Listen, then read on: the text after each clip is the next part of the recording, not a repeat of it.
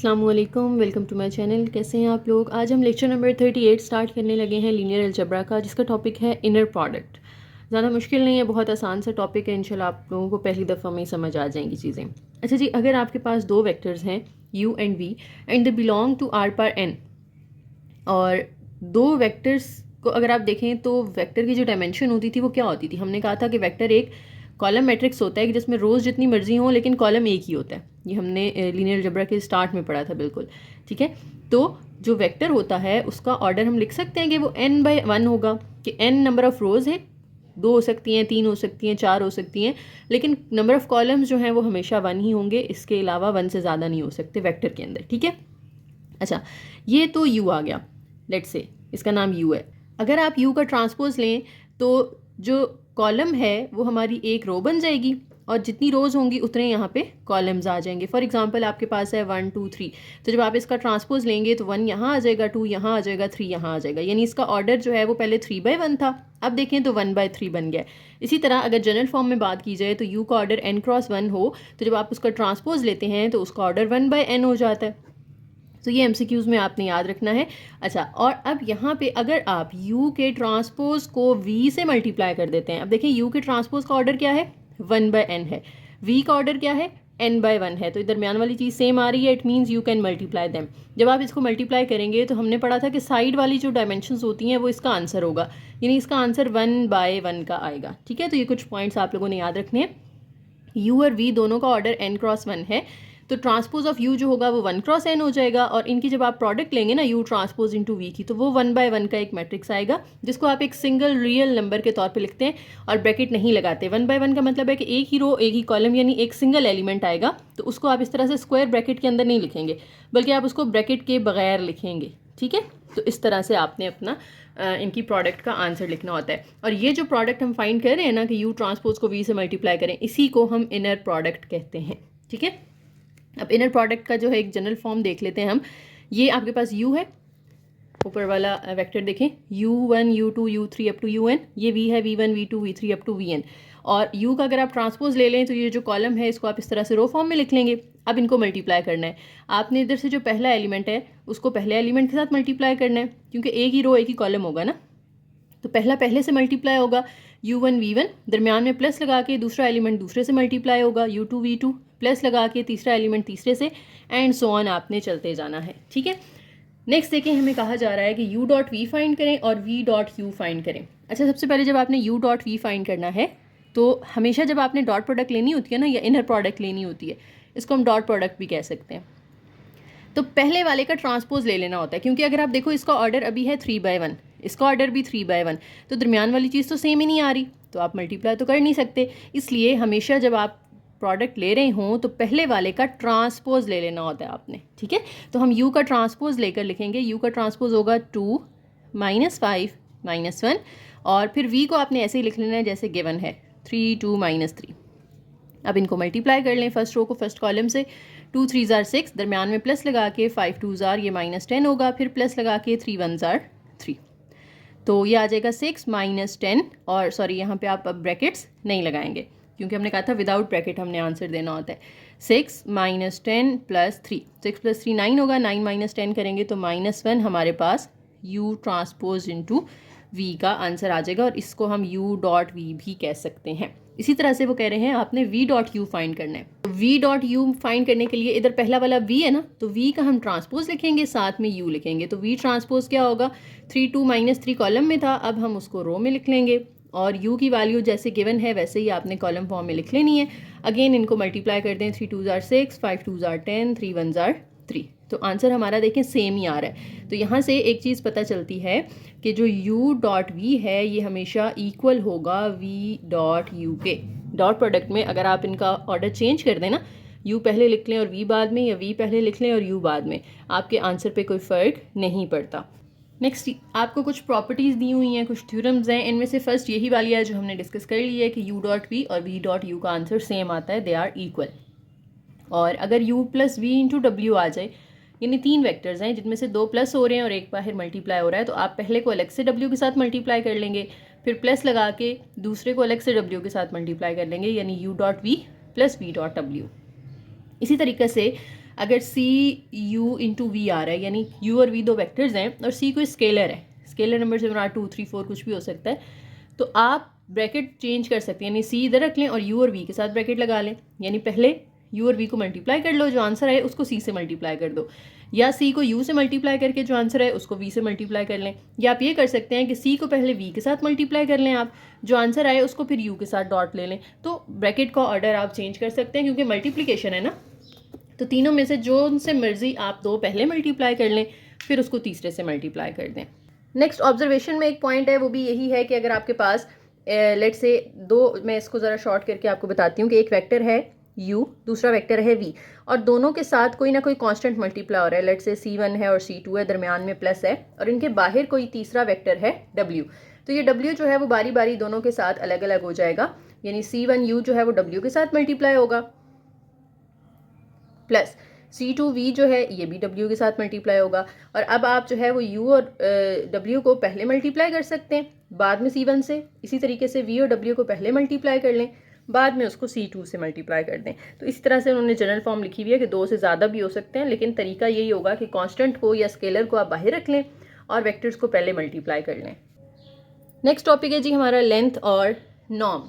Length या norm क्या होती है? ये बेसिकली मैग्नीट्यूड होती है किसी वेक्टर की, इसे हम मैग्नीट्यूड भी कह सकते हैं, इसे हम लेंथ भी कह सकते हैं और इसे नॉर्म भी कह सकते हैं। फॉर्मूला क्या होता है इसका? इसके लिए जो सिंबल है वी के साथ आप इस तरह से सिंगल लाइन भी लगा सकते हैं, चाहे तो डबल लाइंस भी, दोनों साइड पे स्ट्रेट बिल्कुल लाइंस लगा लेनी है आपने।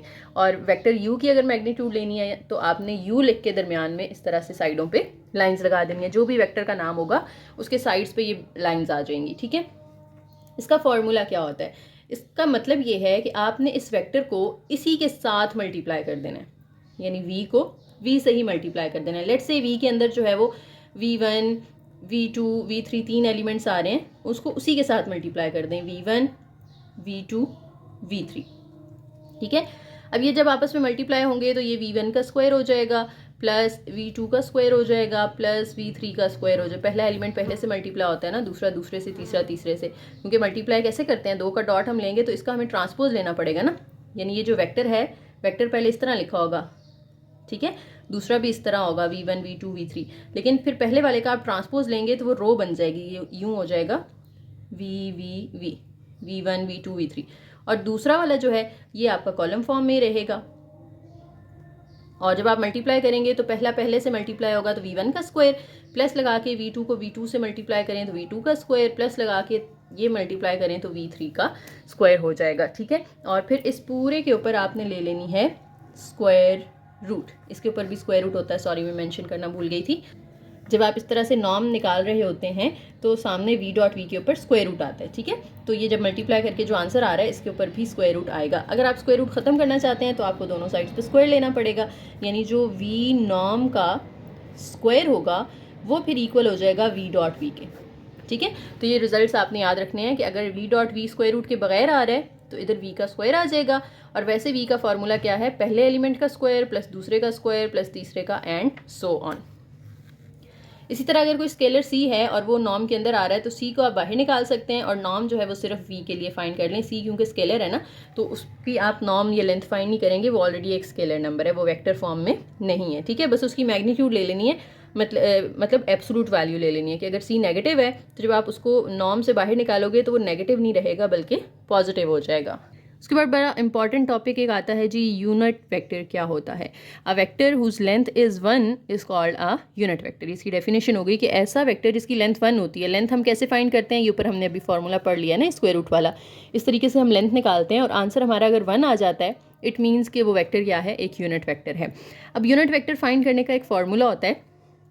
यूनिट वेक्टर अगर आपने यू निकालना है तो आप क्या करेंगे, अपने वेक्टर को डिवाइड कर देंगे उसकी लेंथ के साथ या उसकी नॉर्म के साथ, ठीक है। तो ये हमारे पास फॉर्मूला आ जाता है यूनिट वेक्टर का। अब यूनिट वेक्टर के लिए आपको कौन सी दो चीज़ें चाहिए, एक हमें वेक्टर चाहिए, दूसरा हमें उसी वेक्टर की नॉर्म चाहिए, जो कि हम इस फॉर्मूला से निकाल लेंगे, ठीक है। अब आपके पास जब यूनिट वेक्टर आ जाता है तो आप चेक भी कर सकते हैं, उसकी नॉर्म लें, आप यू की नॉर्म लें या यू की लेंथ फाइंड करें तो आपका आंसर जो है वो 1 के इक्वल आएगा, ठीक है।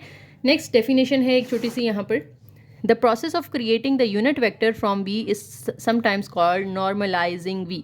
यानी देखो ना, आप वी से उसका यूनिट वेक्टर निकाल रहे हो तो हम कहेंगे कि हम वी को नॉर्मलाइज कर रहे हैं। तो अगर आपको क्वेश्चन आता है कि नॉर्मलाइज द वेक्टर वी, तो इसका मतलब ये होगा कि आपने उस वेक्टर वी का यूनिट वेक्टर फाइंड करके दिखाना है। और यूनिट वेक्टर की जो डायरेक्शन होती है वो सेम वी की डायरेक्शन ही जैसी होती है, यानी वी की जो डायरेक्शन होगी वही सेम उसके यूनिट वेक्टर की डायरेक्शन होगी। ठीक है जी।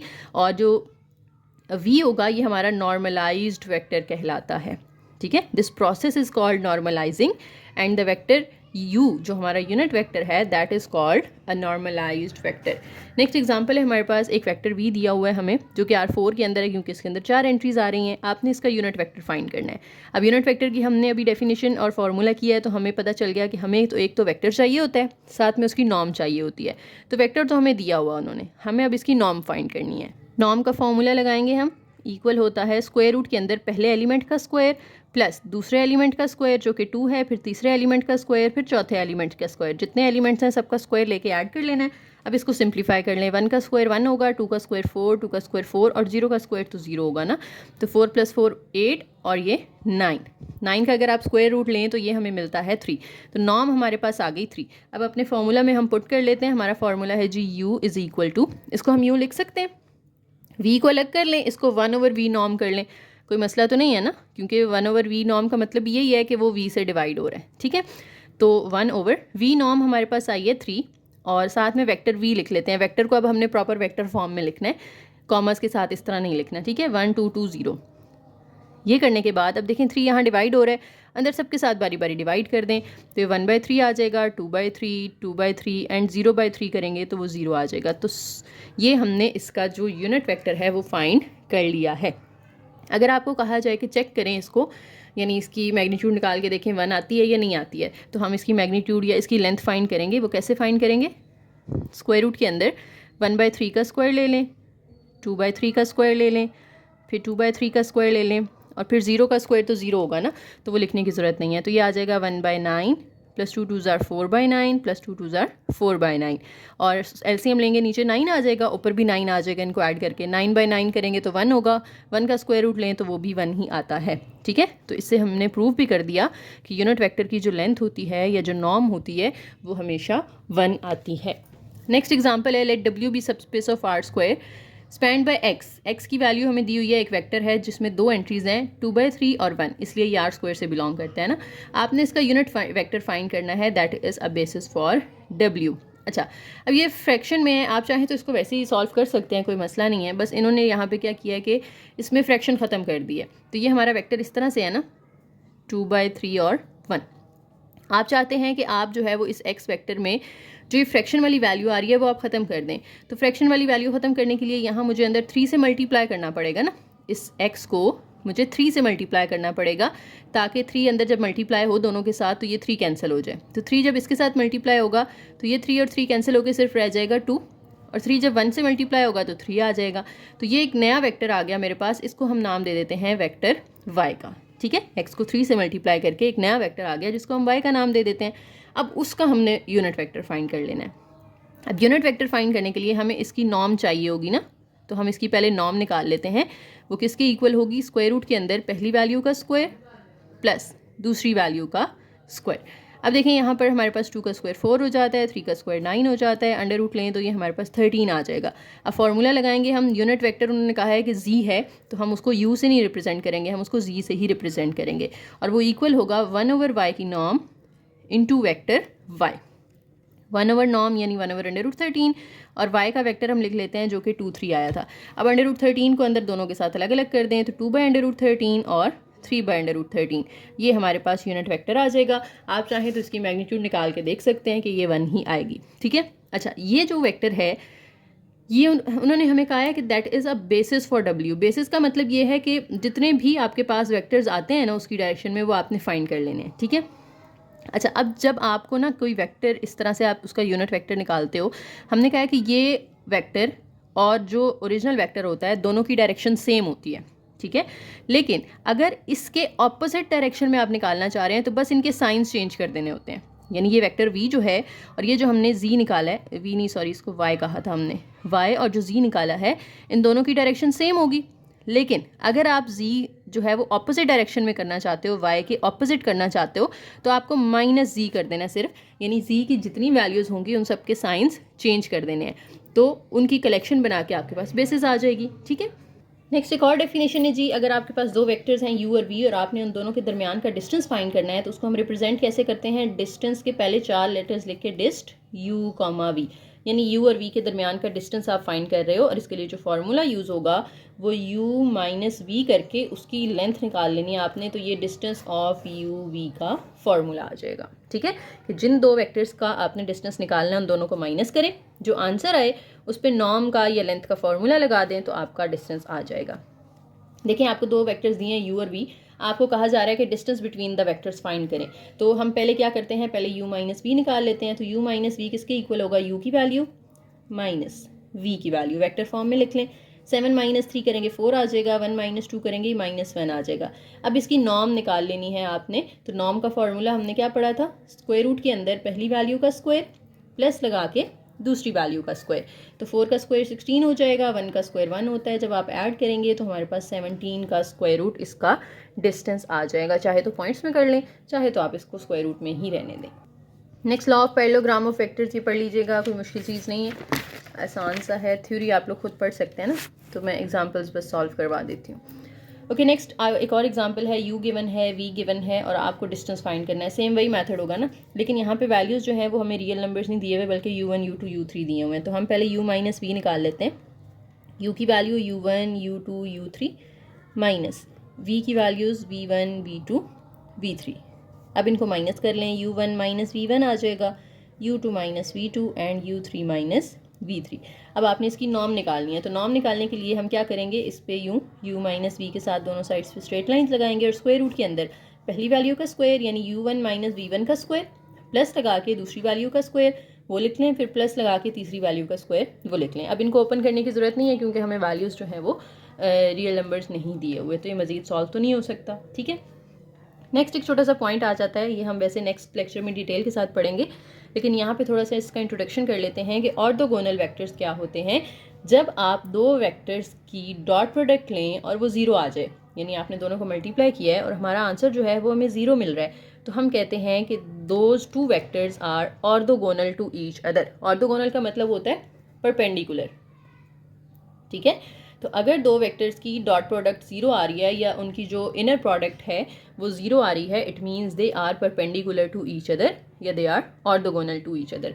और इसके लिए जो साइन यूज़ होता है वो इस तरह से परपेंडिकुलर का साइन यूज़ होता है। ठीक है, नोट है जी हमारे पास, zero vector is orthogonal to every vector, क्योंकि देखो ना ज़ीरो को आप किसी वेक्टर से भी मल्टीप्लाई करोगे तो आंसर तो ज़ीरो आएगा।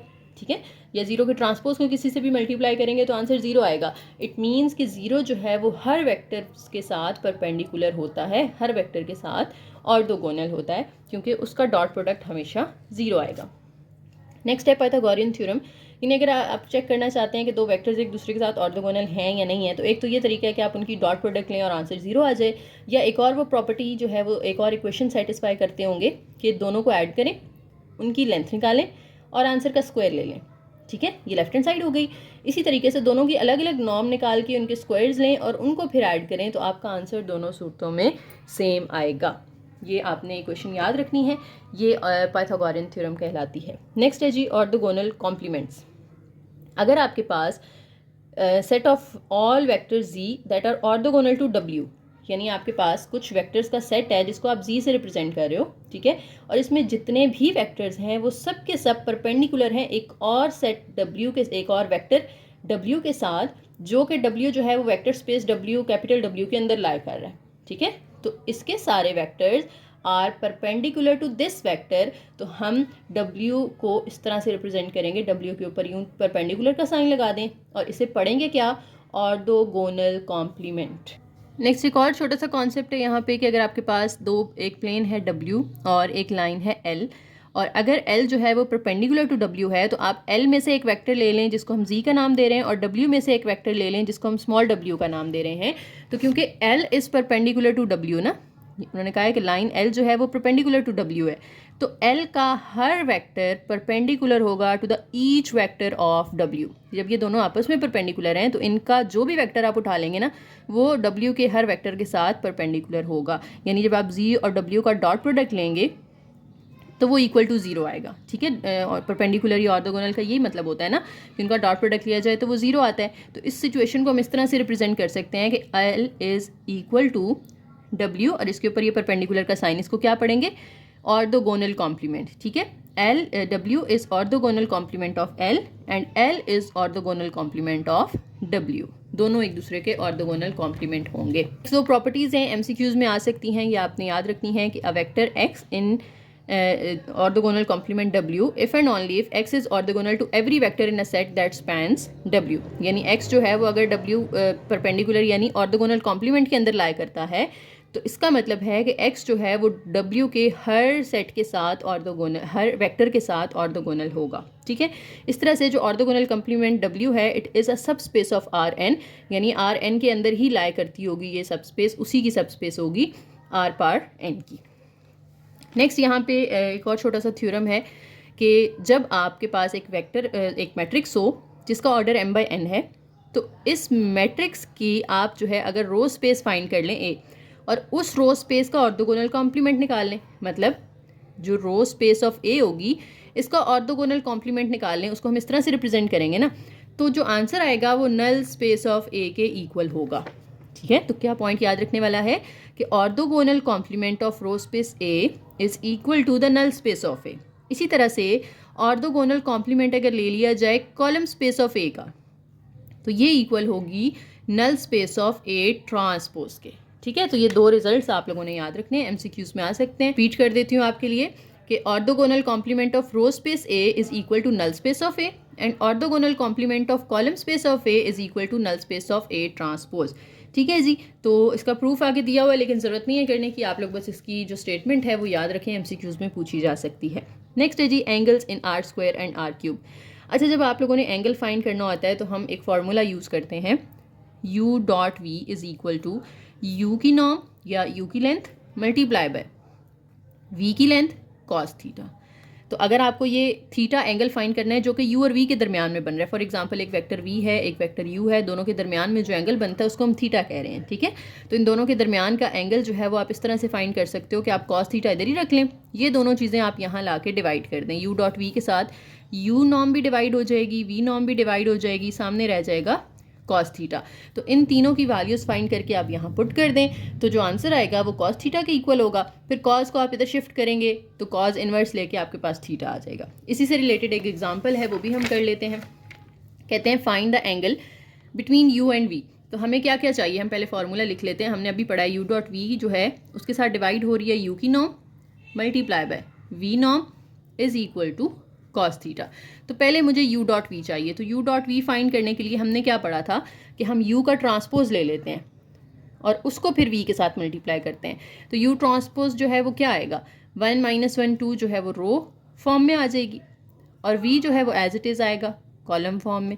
अब इनको मल्टीप्लाई कर लें, पहले को पहले से मल्टीप्लाई कर लें, 1 1 ज़ार 1 हो जाएगा और 2 0 ज़ार 0, तो 2 - 1 करके 1 आ गया, इसकी वैल्यू 1 मिल गई। अब ये दोनों मुझे फाइंड करनी है, तो पहले U नॉर्म निकाल लेते हैं।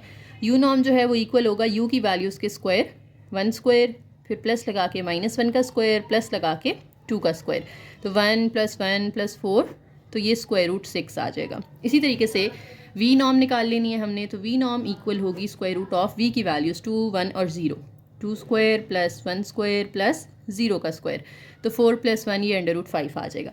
अब इस फार्मूला में वैल्यूज़ पुट कर देनी है हमने। देखें ये इसके सामने ही हम कर लेते हैं ताकि दोबारा ना लिखना पड़े फार्मूला। U.V की जो वैल्यू आई थी वो 1 आई थी, तो यहाँ 1 पुट कर दें ओवर U मैग्नीट्यूड हमने निकाली है वो 6 आई है स्क्वायर रूट, और V जो है वो √5 आई है, और इक्वल के सामने क्या है कॉस थीटा है। तो इन तीनों की मैंने वैल्यूज़ पुट की, सामने कॉस थीटा आ गया। अब आपने इनको डिवाइड कर लेना है, 6 5 ज़ार ये हो जाएगा 1/√6 5 ज़ार 30 हो जाएगा, क्योंकि दोनों के ऊपर स्क्वायर रूट है तो आप मल्टीप्लाई कर सकते हो ना। अब 1/√30 आपने फाइंड कर लेना है, 1 को डिवाइड कर दें √30 के साथ, तो ये पॉइंट्स में आ जाएगा 0.1825। ठीक है, और कॉज को इधर शिफ्ट कर दें तो ये आके कॉज इन्वर्स बन जाएगा, सामने सिर्फ थीटा रह जाएगा। तो ये जो आंसर आया है इसका हमने कॉज इन्वर्स निकाल लेना है 79.4 डिग्री। थीटा जो है वो हम डिग्री में रिप्रेजेंट करते हैं ना, तो 79.4 डिग्री ये आपके पास थीटा की वैल्यू आ जाएगी। तो इस तरीके से आप एंगल फाइंड कर सकते हैं इनर प्रोडक्ट को यूज़ करते हुए। ठीक है जी, तो इंतहाई आसान सा लेक्चर था, कोई मुश्किल चीज़ नहीं थी। इसके अंदर इनर प्रोडक्ट पढ़ी है हमने, लेंथ या नॉर्म फाइंड करना पड़ी है, यूनिट वेक्टर कैसे फाइंड करते हैं ये पढ़ा है हमने, और एंगल कैसे फाइंड किया जाता है। ठीक है, तो ये 4 मेन टॉपिक्स थे। मुझे उम्मीद है ये क्लियर हो गए होंगे आपके।